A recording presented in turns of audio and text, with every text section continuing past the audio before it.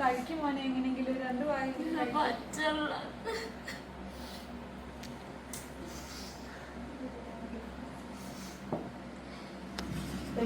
Mummy വാരിത്തരാം. Mummy വാരിത്തരാം. അല്ലെങ്കിൽ എങ്ങനെയെങ്കിലും മലയിൽ വാറ്റിക്കാം. മമ്മി കഴിഞ്ഞു ഇത് കഴിച്ചു.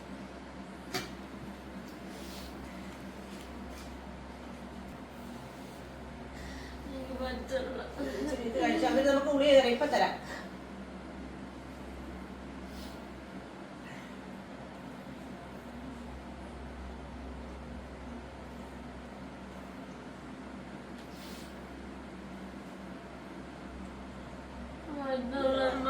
അത് പറഞ്ഞിട്ടില്ല. 2 ഗുളിക കഴിക്കണം.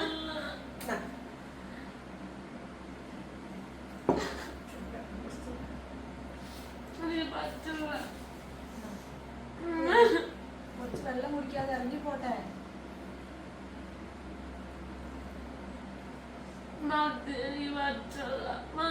ഇതും കൂടെ കഴിച്ചിട്ട് നമുക്ക് ഗുളിക തരാം. മോനെ ഗുളിക കഴിക്കുമ്പോ നല്ല ഡോസ് ഉള്ള ഗുളികയല്ലേ മോനെ ശരീരത്തിൽ.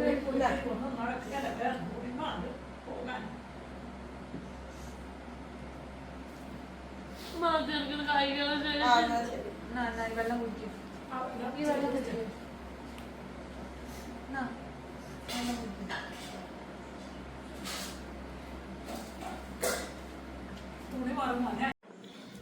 എൻ്റെ പ്രിയമുള്ളവരെ, എൻ്റെ പേര് പാസ്റ്റർ സജി പള്ളിക്കുന്ന്. ഞാനും വളരെ ഒരു സങ്കടകരമായ ഒരു സാഹചര്യത്തിലാണ് ഇപ്പോൾ ഇവിടെ ഇരിക്കുന്നത്. നിങ്ങൾ ഇപ്പോഴാ വീഡിയോയിലൂടെ കാര്യങ്ങൾ കണ്ടല്ലോ. നമുക്ക് തുടർന്ന് ഈ കുഞ്ഞിൻ്റെ കാര്യങ്ങളെക്കുറിച്ച് നമുക്ക് കേൾക്കാം. കുഞ്ഞിൻ്റെ അമ്മ ഈ കാര്യങ്ങളെക്കുറിച്ച് സംസാരിക്കും. ദയവായിട്ട് കേൾക്കണേ. മോള് ഭയങ്കര വേദനയിലാണ്. അതിഭയങ്കരമായൊരു വേദനയുടെ അനുഭവത്തിലൂടെയാണ് മുന്നോട്ട് പോകുന്നത്. ഇപ്പോഴേ ഈ അമ്മ സംസാരിക്കും. ഞാൻ കഴിഞ്ഞ ദിവസം ഈ കുഞ്ഞിൻ്റെ അവസ്ഥ വീഡിയോ കോളിലൂടെ കണ്ടപ്പോൾ എനിക്കൊത്തിരി പ്രയാസമായി. നേരിട്ട് കണ്ടപ്പോൾ അതിലേറെ പ്രയാസമായി. അങ്ങനെ കുഞ്ഞിനെ നാളെ ആശുപത്രിയിൽ അഡ്മിറ്റ് ചെയ്യണം. പക്ഷെ അവരുടെ കയ്യിൽ ഒരു പൈസ പോലും ഇല്ലാത്ത സാഹചര്യം വന്നപ്പോൾ ഞാൻ കൊട്ടാരക്കരയ്ക്ക് പോകേണ്ട ഞാൻ തിരിച്ച് ഈ കുഞ്ഞിൻ്റെ സാഹചര്യത്തിൽ കണ്ടിപ്പം ആലുവ വന്ന് ഇപ്പോൾ വീഡിയോ എടുത്തിട്ട് ഇനി കൊട്ടാരക്കരയ്ക്ക് പോവുകയാണ്. അത്ര സാഹചര്യത്തിലാണ് കുഞ്ഞുള്ളത്. ദയവായിട്ട് കേൾക്കണേ. എന്താ പേര്? എൻ്റെ പേര് ആൻസി. മോളുടെ പേര് ഏഞ്ചൽ. ഓക്കെ. എവിടെയായി താമസിക്കുന്നത്? ഞങ്ങൾ ഇവിടെ ആലുവയ്ക്കും പെരുമ്പാവൂരിനും ഇടയിൽ മാറമ്പള്ളിക്കടുത്ത് താമസിക്കുന്നത്. ഓക്കെ. ഇത് വാടക വീടാണ് അല്ലേ? ഇത് വാടക വീടാണ്. ഓക്കെ. എന്താ കുഞ്ഞിനെ പറ്റിയ വിവരമൊന്ന് പറയാമോ? കുഞ്ഞിന് കാലിന് മസിൽസിൻ്റെ പുറകിൽ വേദനയായിട്ടാണ് ആദ്യം തുടങ്ങിയത്. അതിനുശേഷമായിട്ട് ഞങ്ങൾ പല ഹോസ്പിറ്റലുകളിലും കൊണ്ടുപോയി. പെരുമ്പാവൂർ ഗവൺമെൻറ്റിൽ കൊണ്ടുപോയി, വാത്തിയത്ത് ഹോസ്പിറ്റലിൽ കൊണ്ടുപോയി. അതിനുശേഷം കോട്ടയം മെഡിക്കൽ കോളേജിൽ കൊണ്ടുപോയി പല ടെസ്റ്റുകളും നടത്തി. അവിടെയൊന്നും രോഗം എന്താണെന്ന് കണ്ടെത്താൻ കഴിഞ്ഞില്ല. അങ്ങനെ 2-3 മാസം കഴിഞ്ഞു ഞങ്ങൾ കൗൺസിലിങ്ങിന് വേണ്ടിയിട്ട് ഫൈബ്രോമയാൾജിയ എന്നുള്ള രോഗമാണെന്ന് കോട്ടയം മെഡിക്കൽ കോളേജിൽ നിന്ന് പറഞ്ഞ് അതനുസരിച്ച് ഞങ്ങൾ രാജഗിരി ഹോസ്പിറ്റലിൽ കൗൺസിലിങ്ങിന് വേണ്ടി ചെന്നതാണ്. അവിടെ ചെന്നപ്പോഴാണ് പറഞ്ഞത് അവൾക്ക് ആ രോഗമല്ല, അത് കാലിന് മാത്രമല്ല ബോഡി മൊത്തം ഉണ്ടാവും. അപ്പം ഇത് ഞരമ്പിൻ്റെ പ്രശ്നമാണ്, നിങ്ങൾ ന്യൂറോയെ കാണാൻ പറഞ്ഞു. ഞങ്ങളങ്ങനെ ഡോക്ടർ ശ്രീരാം പ്രസാദിനെ കണ്ടപ്പോഴാണ് ഒരുപാട് ടെസ്റ്റുകളൊക്കെ നടത്തി. അതിനുശേഷം അവസാനം MRI എടുത്തു. MRI കോൺട്രാസ്റ്റ് എടുത്തപ്പം അതിനകത്താണ് കൊച്ചിൻ്റെ നട്ടെല്ലിൻ്റെ എൻഡിലായിട്ട് ഞരമ്പുകളെല്ലാം കൂടെ കൂടുന്ന ഭാഗത്ത് ഒരു തടിപ്പ് ഒരു പുഴയായിട്ട് കണ്ടു. അപ്പോൾ ഈ ഞരമ്പുകൾ മുഴുവൻ ഇതിനകത്ത് പെട്ട് യൂറിനും മോഷനും ഒക്കെ പോകുന്ന എല്ലാ ഇതും ഈ ട്യൂമറിനകത്ത് പെട്ട് കൊച്ചിന് നടക്കാൻ പറ്റാതായത്. വയറ്റിൽ നിന്ന് പോകാനും മൂത്രം പോകാനും ഒക്കെ പാടായിരുന്നു. അതിനുശേഷം ഡോക്ടർ പറഞ്ഞു വേഗം തന്നെ സർജറിയാണ് വേണ്ടതെന്ന് പറഞ്ഞു. അങ്ങനെ കുട്ടിക്ക് സർജറി ചെയ്തു. ഇപ്പോൾ ഏകദേശം നവംബർ 6-ാം തീയതി ആയിരുന്നു സർജറി. അത് സർജറി ചെയ്തുകൊണ്ടിരുന്ന സമയത്ത് മോൾക്ക് BP ലോയായി, അവൾക്ക് ഹാർട്ട് ബീറ്റ് കുറഞ്ഞു. അതിനുശേഷം ബ്ലീഡിങ് ഉണ്ടായി. അപ്പോൾ ഒരു സർജറി പകുതിയിൽ വെച്ച് നിർത്തി, കംപ്ലീറ്റ് ചെയ്യാൻ കഴിഞ്ഞില്ല. അപ്പോൾ അത് എടുത്തത് ബയോപ്സിക്ക് അയച്ചു. അത് പോസിറ്റീവായിട്ടാണ് വന്നത്. അത് കുറച്ച് കൂടുതലായിട്ടുള്ളൊരു പ്രശ്നമാണെന്ന് പറഞ്ഞു. അതനുസരിച്ച് വീണ്ടും ട്രീറ്റ്മെൻറ്റ് പറഞ്ഞിട്ടുണ്ട്. ഇനി ഒരു സർജറിയും കൂടെ പറഞ്ഞിട്ടുണ്ട്. ഹീമോയോ റേഡിയേഷൻ ഇങ്ങനെയുള്ള കാര്യങ്ങളെക്കുറിച്ചൊക്കെയാണ് ഡോക്ടർ സംസാരിച്ചത്. അത് കുറച്ച് കോസ്റ്റ്ലി ആയിട്ടുള്ള കാര്യങ്ങളാണ്. പിന്നെ അത് കൊച്ചിൻ്റെ ഇപ്പോഴത്തെ അവസ്ഥ എന്ന് പറഞ്ഞാൽ ഭയങ്കര വേദനയും ഉറക്കമില്ലാത്ത അവസ്ഥ. എന്നും ഒന്നൊരാടനെ ഹോസ്പിറ്റലിൽ കൊണ്ടുപോകും. അഡ്മിറ്റ് ആകാൻ പറഞ്ഞാൽ പൈസ ഇല്ലാത്തത് കൊണ്ട് അഡ്മിറ്റ് ആകാനായിട്ട് കഴിഞ്ഞിട്ടില്ല ഇതുവരെ. ഈ അടുത്ത ദിവസങ്ങളിലൊക്കെ ഭയങ്കര വേദനയാണ്. അങ്ങനെയാണ് പാസ്റ്റർ അടുത്ത് പറഞ്ഞ് പാസ്റ്റർ വരികയും നാളെ തന്നെ ഹോസ്പിറ്റലിൽ അഡ്മിറ്റ് ആകാനായിട്ട് തീരുമാനിച്ചിരിക്കുകയാണ്. ഞാൻ കുഞ്ഞിൻ്റെ ഈ അവസ്ഥയ്ക്ക് നിങ്ങളുടെ ഓരോരുത്തരുടെയും സഹായവും പ്രാർത്ഥനയും ഞങ്ങൾക്ക് ആവശ്യമാണ്. കുഞ്ഞിന് വേദന സഹിക്കാൻ കഴിയത്തില്ല, അതീവമായ വേദനയാണ്. യൂറിന് ഓപ്പറേഷൻ കഴിഞ്ഞാൽ പിന്നെ ട്യൂബ് ഇതുവരെ മാറ്റിയിട്ടില്ല. യൂറിൻ തനിയെ പോകാനുള്ള ബുദ്ധിമുട്ടുണ്ട്, മോഷനും അതുപോലെ പ്രശ്നങ്ങളുണ്ട്. അതുപോലെ തന്നെ നടക്കാൻ പറ്റത്തില്ല. അവളെ എടുത്തു ഓപ്പറേഷൻ കഴിഞ്ഞ സമയത്ത് അവൾ നടന്നു തുടങ്ങി. ഇപ്പോൾ 3-4 ദിവസമായിട്ട് നടക്കാൻ പറ്റാതെ എടുത്തോണ്ടെയാണ് കുഞ്ഞിനെ കൊണ്ടുപോകുന്നതും കൊണ്ടുവരുന്നതും ഒക്കെ. രാത്രിയിൽ ഉറക്കമില്ല. ഇന്നലെയും രാത്രി ഹോസ്പിറ്റലിൽ പോയിട്ട് ഇന്ന് രാവിലെയാണ് വന്നത്. ഇപ്പം വീണ്ടും പോകാനായിട്ടിരിക്കുകയാണ് ഇന്ന് തന്നെ. ഇതൊക്കെയാണ് ഇപ്പോഴത്തെ അവസ്ഥ. മോൾക്ക് ഇപ്പോൾ 19 വയസ്സുണ്ട്. കഴിഞ്ഞ സർജറിക്ക് അവളുടെ സ്കൂളിലെ അധ്യാപകരും കൂട്ടുകാരും അതുപോലെ നാട്ടുകാരും കുറച്ച് വിശ്വാസികളും ഒക്കെ കൂടെ ചേർന്നാണ് 4 ലക്ഷം രൂപ ഹോസ്പിറ്റലിൽ തന്നെയായി സർജറിക്ക്. പിന്നെ അത് കൂടാതെ മറ്റ് ഹോസ്പിറ്റലിൽ വിട്ടിട്ടുള്ള ചിലവുകളാണെങ്കിലും മിക്കവാറും ഹോസ്പിറ്റലിൽ പോകുന്നു. ഞാൻ ലോൺ എടുക്കുകയും അതുപോലെ കടം മേടിക്കുകയൊക്കെ ചെയ്താണ്. ആദ്യം കൊച്ചിനെ വിടാൻ വേണ്ടി തന്നെ ലോൺ എടുത്തിട്ടാണ് ഞാൻ നേഴ്സിങ്ങിന് വിടാനായിട്ട് കാര്യങ്ങൾ അറേഞ്ച് ചെയ്തത്. ആ പൈസ മുഴുവനും ട്രീറ്റ്മെൻറ്റിന് വേണ്ടി ചിലവഴിച്ചു. ടെസ്റ്റുകളൊക്കെ നടത്തി. വീണ്ടും എനിക്ക് ഒരു 5 ലക്ഷത്തിന് മേളിൽ രൂപ ഇപ്പോൾ എനിക്ക് നിലവിൽ കടമുണ്ട്, ലോണായിട്ടും കടം മേടിച്ചതായിട്ടും ഒക്കെ. അങ്ങനെ ഇനിയിപ്പോൾ ട്രീറ്റ്മെൻറ്റിന് മുമ്പോട്ട് പോകാനായിട്ട് ഒരു വിധത്തിലും ഒരു പൈസയും കയ്യിലില്ലാത്തൊരു സാഹചര്യമാണ്. ഇല്ലായിരുന്നെങ്കിൽ ഇപ്പോൾ പണ്ടേ കുഞ്ഞിനെ അഡ്മിറ്റ് ചെയ്യേണ്ട സമയം കഴിഞ്ഞു. ഡോക്ടർ കഴിഞ്ഞ മാസം തൊട്ടേ ട്രീറ്റ്മെൻറ്റിൻ്റെ പെറ്റ് സ്കാൻ എടുത്തപ്പോഴും അതുപോലെ തന്നെ ബയോപ്സി റിസൾട്ട് വന്നപ്പോൾ തൊട്ട് അടുത്ത സെക്ഷൻ പറഞ്ഞതാണ്. എന്നാലും ഇപ്പോൾ 1 മാസത്തോളമായി ഒന്നും ചെയ്യാൻ കഴിഞ്ഞിട്ടില്ല. ഇപ്പോൾ മോക്ക് അതീവ വേദനയും പ്രയാസങ്ങളൊക്കെ ആയിട്ടിരിക്കുന്നു. നിങ്ങളെല്ലാവരും എനിക്ക് വേണ്ടി പ്രാർത്ഥിക്കണം.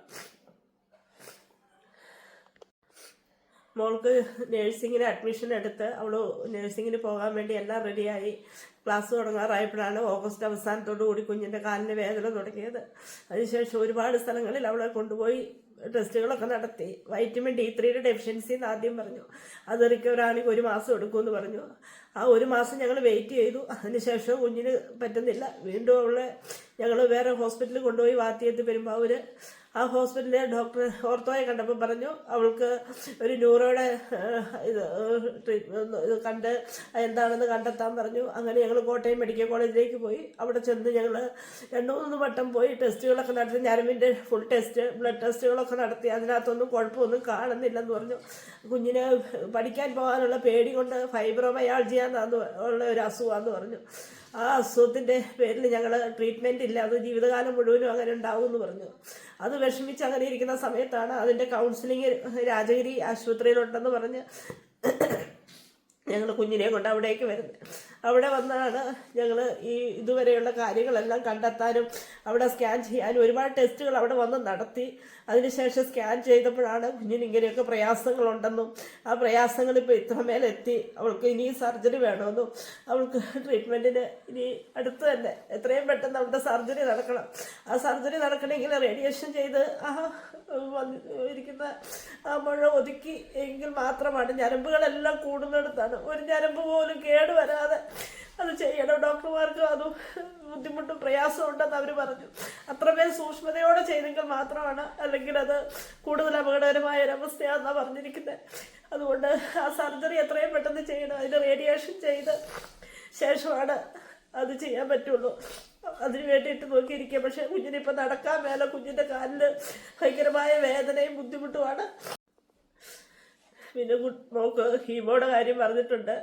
അത് ഇച്ചിരി ഹൈഡോസ് മരുന്നാണ്. അതിന് ഒരുപാട് സൈഡ് എഫക്റ്റ് ഉണ്ടാകും. ഹോസ്പിറ്റലിൽ കൂടുതലായിട്ട് അഡ്മിറ്റ് ആകേണ്ടി വരും എന്നൊക്കെ പറഞ്ഞു. പിന്നെ ഇപ്പോഴത്തെ റേഡിയേഷൻ്റെ ഹീമോയുടെയൊക്കെ ആവശ്യത്തിലേക്കായിട്ട് ഏകദേശം 10 ലക്ഷം രൂപയുടെ കാര്യമാണ് പറഞ്ഞത്. അവിടെ അഡ്മിറ്റ് ആകാനായിട്ട് വരും. കുഞ്ഞിന് കൂടുതലായിട്ടുള്ള മരുന്ന്, ഹൈ ഡോസ് മരുന്ന് കൊടുക്കുമ്പോൾ അതിൻ്റെതായ സൈഡ് എഫക്റ്റുകളും ബുദ്ധിമുട്ടുകളും വരുമ്പോൾ അഡ്മിറ്റ് ആകണം എന്ന് പറഞ്ഞു. ഈ ട്രീറ്റ്മെൻറ്റിൻ്റെ ഈ ചിലവെന്ന് പറഞ്ഞാൽ ഇപ്പം നമ്മളെ കൊണ്ട് ഒരു കാരണവശാലും താങ്ങാൻ പറ്റത്തില്ല. ഇപ്പം നിലവിൽ തന്നെ ലോണുകളും കടബാധ്യതകളും ഒക്കെ നിൽക്കുന്നത് കൊണ്ട് മുമ്പോട്ട് പോകാൻ കഴിയത്തില്ല.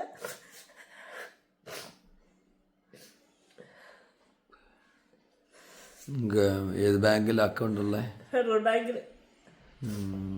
ആരുടെ പേരില്ല? എൻ്റെ പേരിലാണ് അക്കൗണ്ട് എടുത്തിരിക്കുന്നത്. പേരെങ്ങനെ കിടക്കുന്നത്? Ancy Joseph. Ancy Joseph. Branch ഏതാ? ആലുവ. ആലുവ ബ്രാഞ്ച് അല്ലേ. പ്രിയമുള്ളവരെ, നമ്മൾ ഇവരുടെ കാര്യങ്ങൾ കേട്ടല്ലോ.